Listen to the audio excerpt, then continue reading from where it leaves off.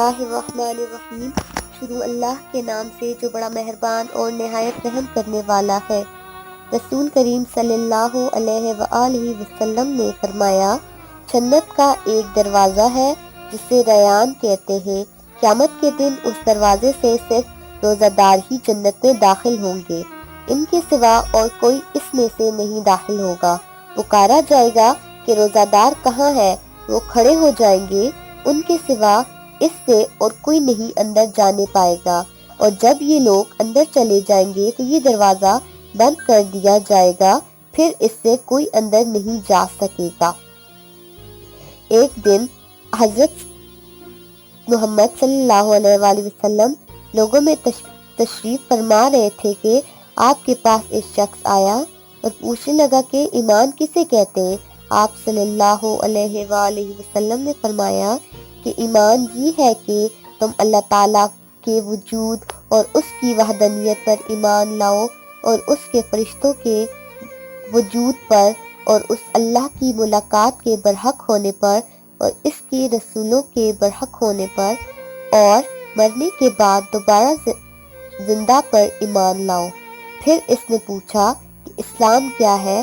آپ صلی اللہ علیہ وآلہ وسلم نے پھر جواب دیا کہ اسلام یہ ہے کہ تم خالص اللہ کی عبادت کرو اور اس کے ساتھ کسی کو شریک نہ بناؤ، اور نماز قائم کرو، اور زکوٰۃ فرض ادا کرو، اور رمضان کے روزے رکھو۔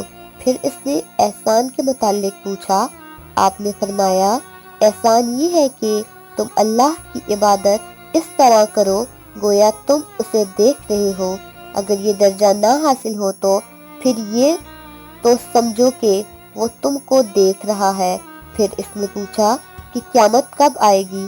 آپ صلی اللہ علیہ وآلہ وسلم نے فرمایا کہ اس کے بارے میں جواب دینے والا پوچھنے والے سے کچھ زیادہ نہیں جانتا، البتہ میں تمہیں اس کی نشانیاں بتلا سکتا ہوں۔ وہ یہ ہے کہ جب لونڈی اپنے آقا کو جنے گی، سیاہ اونٹوں کے چرانے والے دیہاتی لوگ ترقی کرتے کرتے مکانات کی تعمیر میں ایک دوسرے سے بازی لے جانے کی کوشش کریں گے۔ یاد رکھو، قیامت کا علم ان 5 چیزوں میں ہے جن کو اللہ کے سوا کوئی نہیں جانتا۔ پھر آپ صلی اللہ علیہ وآلہ وسلم نے یہ آیت پڑھی کہ اللہ ہی کو قیامت کا علم ہے کہ وہ کب ہوگی، آخر آیت تک۔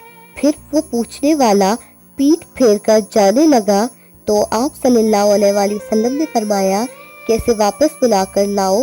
لوگ دوڑ پڑے مگر وہ کہیں نظر نہیں آیا۔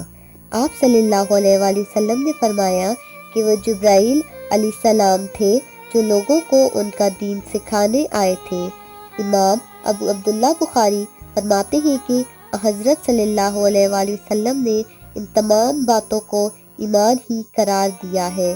رسول اللہ صلی اللہ علیہ وآلہ وسلم نے فرمایا کہ 4 عادتیں جس کسی میں ہوں تو وہ خالص منافق ہے، اور جس کسی میں ان 4 چیزوں میں سے ایک عبادت ہو تو وہ بھی نفاق ہی ہے جب تک اسے نہ چھوڑ دے۔ وہ یہ ہے، جب اسے آمین بنایا جائے تو امانت میں خیانت کرے، اور بات کرتے وقت جھوٹ بولے، اور جب کسی سے عہد کرے تو اسے پورا نہ کرے، اور جب کسی سے لڑے تو گالیوں پر اتر آئے۔